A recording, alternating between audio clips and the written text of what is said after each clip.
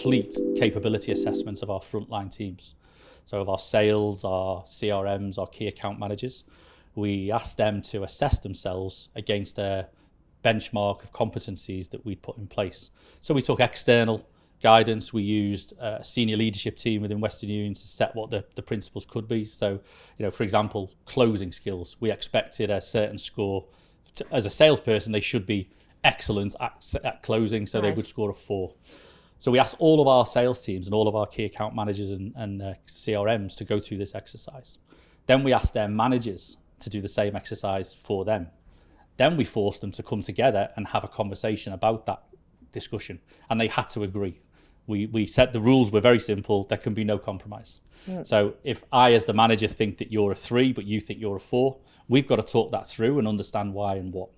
And one of us has to convince the other.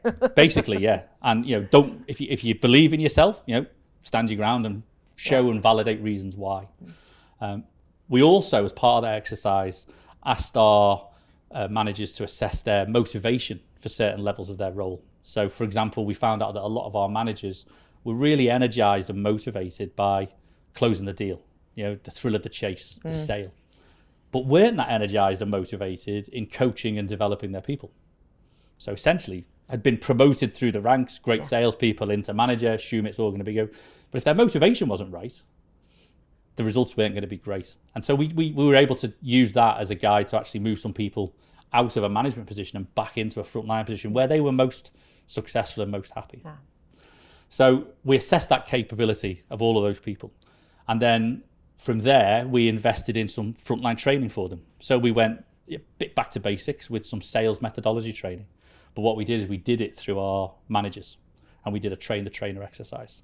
So we invested in our managers and we gave them the materials and the product knowledge and the training stuff, and asked them to onward train the frontline. And over 6 or 7 or 8 modules over a 18-month period, these sessions were happening all over the world. We created great energy around the world through chatter within salesforce.com, just great collaboration on how the training was going. And then 12 months later, we redid the assessment, and we seen how our capabilities had improved.